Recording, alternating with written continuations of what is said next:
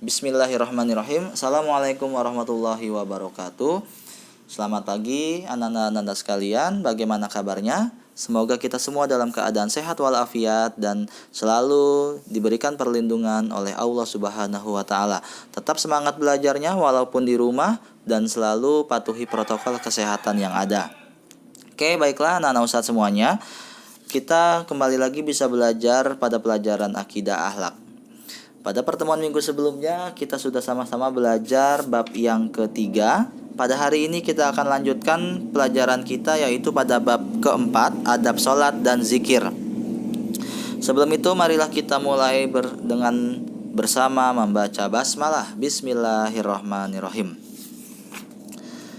Sebelum kita masuk ke bab yang keempat, hari ini Ustadz ingin memberikan tugas kepada kalian yaitu latihan bab ketiga pada halaman 53 dan 54, yang A dan yang B. Itu seperti biasa, silakan antum kerjakan di buku tulis antum masing-masing, lalu difoto dan dikirim ke Google Classroom. Ya, Ustadz tunggu 1 minggu, silahkan dikumpulkan. Nanti Ustadz akan cek di Google Classroom-nya. Oke, baiklah kita masuk ke pelajaran baru. Bab 4, adab sholat dan zikir. Tujuan pembelajarannya, setelah mempelajari bab ini, ananda-ananda diharapkan dapat menghayati adab sholat dan zikir, terbiasa menerapkan adab sholat dan zikir, menjelaskan adab sholat dan zikir, dan mensimulasikan adab sholat dan zikir. Yang kita akan pelajari yaitu adab sholat dan adab zikir. Tapi hari ini kita akan pelajari adab sholat. Oke, antum bisa buka buku antum sembari mendengarkan penjelasan yang Ustadz berikan. Buka halaman 57. A. Adab-adab dalam sholat. Sholat adalah ibadah yang terdiri dari ucapan dan perbuatan tertentu, dimulai dengan takbiratul ihram dan diakhiri dengan salam dengan syarat-syarat dan rukun-rukun tertentu. Itu adalah pengertian dari sholat. Ya, antum sudah paham insya Allah semuanya. Syarat-syarat sholatnya dan rukun-rukunnya juga sudah paham insya Allah. Yang kita pelajari adalah adab-adab dalam sholatnya. Yang pertama, adab dalam sholat antara lain memakai pakaian yang bersih dan rapi, tidak memakai baju atau sarung yang ada tulisan di belakangnya agar tidak mengganggu konsentrasi jemaah yang sholat di belakangnya. Kalau bisa kita sholat di masjid, kita sholat berjamaah itu menggunakan baju yang polos saja, tidak terlalu banyak gambar, tidak terlalu banyak tulisan agar tidak mengganggu konsentrasi jamaah yang ada di belakang kita. Yang kedua, sholat dilakukan dengan penuh ikhlas dan melakukan sholat hanya karena mengharap ridho Allah Subhanahu wa taala. Yang ketiga, memakai minyak wangi non-alkohol. Ini juga salah satu adabnya. Yang keempat, tubuh dalam keadaan bersih dan rapi. Jangan lupa kita wajib untuk berwudu terlebih dahulu dan membersihkan diri kita. Yang kelima, memakai tutup kepala bagi laki-laki, peci atau songkok ya. Yang keenam, tidak sholat di depan pintu agar tidak menghalangi orang yang hendak berjalan. Yang ketujuh, sholat di tempat yang bersih. Yang kedelapan, menghadirkan hati dalam sholat atau khusyuk dan tidak tergesa-gesa. Itu adalah adab-adab sholat. Oke, sampai sini paham? Nah, dan ini ada beberapa adab-adab lain, yaitu adab yang harus diperhatikan oleh makmum yang melakukan sholat secara berjamaah. Silakan antum baca ini adalah beberapa adabnya ya. Salah satunya itu tidak tergesa-gesa, lalu tidak terlambat apabila masbuk itu bagaimana adabnya ya. Oke, silakan antum baca sendiri. Ustaz lanjutkan fungsi sholat. Yang pertama, fungsi sholat itu membiasakan hidup bersih, sehat, disiplin, dan menghargai waktu.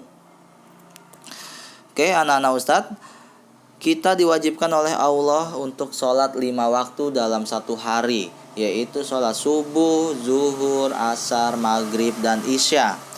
Ya, ternyata dari sholat yang kita lakukan, Allah itu membiasakan kita untuk hidup bersih. Buktinya apa? Sebelum kita sholat kita harus berwudu. Sebelum kita sholat kita harus membersihkan diri kita. Ya, jangan sampai kita habis kerja atau habis berolahraga masih keringetan kita langsung sholat seperti itu, baju kita kotor, ya. Terus juga kita tidak siap atau tidak membersihkan diri dulu sebelum sholat, ya. Nah, maka kita diajari untuk toharoh atau membersihkan diri, ya, minimal berwudu, dan ini wajib. Nah, membiasakan hidup bersih dari berwudu. Lalu hidup sehat.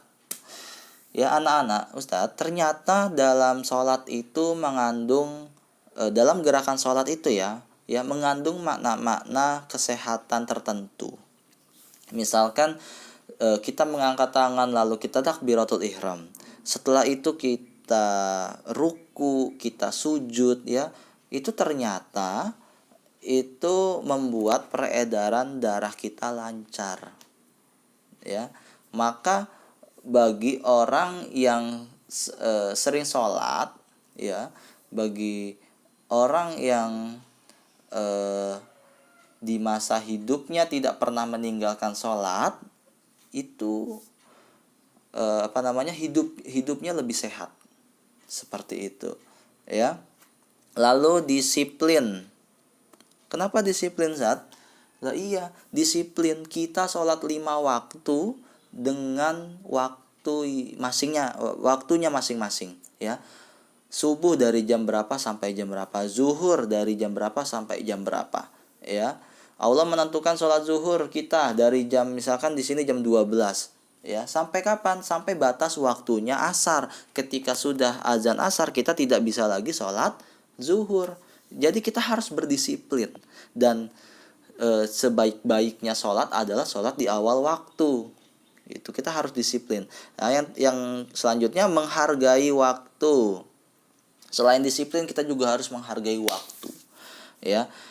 Misalkan sudah waktunya sholat zuhur, sudah berkumandang azan sholat zuhur, maka apapun pekerjaan kita tinggalkan dulu, ya. Kita berdagang kita tinggalkan, kita lagi ngapain, ya, bermain game, menonton TV dan lain sebagainya, ya, kita tinggalkan itu. Jangan sampai kita lalai dalam sholat. Kita harus menghargai waktu. Jangan sampai nanti dulu deh, ya. Nah, misalkan udah azan, nanti dulu deh, akhirnya jam 1, jam 2, sudah azan asar, ya, kita ketinggalan sholat zuhur. Nah, namanya itu tidak menghargai waktu, ya. Sungguh merugi orang yang tidak menghargai waktu. Oke, next. Silakan antum baca sendiri tulisan-tulisan yang ada di buku antum tuh, ya. Ustadz jelaskan saja. Yang kedua, melatih sikap kesabaran. Ketika kita sholat, kita harus sabar. Kita dituntut untuk sabar. Kenapa? Ketika kita sholat itu, kita menghadap Sang Pencipta. Kita menghadap Allah Subhanahu wa Ta'ala. Tidak boleh kita sholat tergesa-gesa. Ya, kita yakin kita sedang berinteraksi kepada Allah. Kita yakin, ya, kita sedang berdialog. Kita sedang menyembah dan beribadah kepada Allah. Maka kita harus bersabar dalam setiap gerakan dalam sholat. Seperti itu, ya. Itu melatih kesabaran kita juga, ya. Nah, ada ayatnya di sini, hai orang-orang yang beriman, jadikanlah sabar dan sholat sebagai penolongmu. Sesungguhnya Allah beserta orang-orang yang sabar. Ya, jadi melatih kita untuk memiliki sikap bersabar. Yang ketiga, memupuk rasa persaudaraan. Ya, anak-anak Ustaz semuanya, kita sholat itu, ya, kita memupuk rasa persaudaraan kita. Buktinya apa? ketika azan sholat zuhur, kita semuanya ke masjid, ya. Seluruh orang muslim di belahan dunia ini ketika azan itu semuanya menghadap ke Allah, ya. Semuanya meninggalkan pekerjaannya, kita beralih pekerjaan, kita sholat. Dan ini adalah memupuk rasa kebersamaan dan persaudaraan. Ya, umat muslim itu kompak. Ketika azan, semuanya bergegas ke masjid. Ya, di masjid itulah kita bertemu dengan sesama umat muslim. Kita bertemu dengan saudara kita, dengan tetangga kita, dengan teman kita. Disitulah umat muslim berkumpul. Bayangkan, ketika tidak ada azan, ketika dunia ini tidak ada masjid, di mana umat muslim akan berkumpul, ya, akan bersapa, ya, akan mengobrol. Disitulah memupuk rasa persaudaraan. Dan dimanapun, di negara manapun, ketika umat muslim sholat itu menghadap ke kiblat, ya, disitulah kita memupuk rasa persaudaraan, kebersamaan, dan persatuan. Oke, paham ya? Yang keempat, mencegah perbuatan keji dan mungkar, ya. Anak-anak Ustadz sekalian, dalam sholat itu kita berinteraksi atau berdialog kepada Allah Subhanahu wa taala. Kita mendekatkan diri kepada Allah. Ya, bagaimana mungkin orang yang dekat kepada Allah itu berbuat maksiat, berbuat keji dan mungkar? Ya, maka Allah sengaja membuat sholat itu ada zuhur, asar, maghrib, isya, subuh, ya. Kita disibukkan dengan sholat. Kita diwajibkan untuk mendekatkan diri kepada Allah. Jadi kita nggak sempat lagi untuk berbuat keji, kita nggak sempat lagi berbuat mungkar, ya, berbuat kejahatan.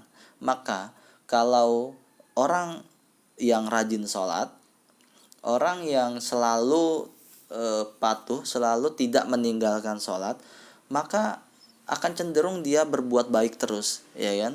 Dia tidak dia takut untuk berbuat kejahatan karena dia senantiasa mendekatkan diri dia kepada Allah. Seperti itu, ya. Nah, ini yang terakhir, perwujudan rasa syukur.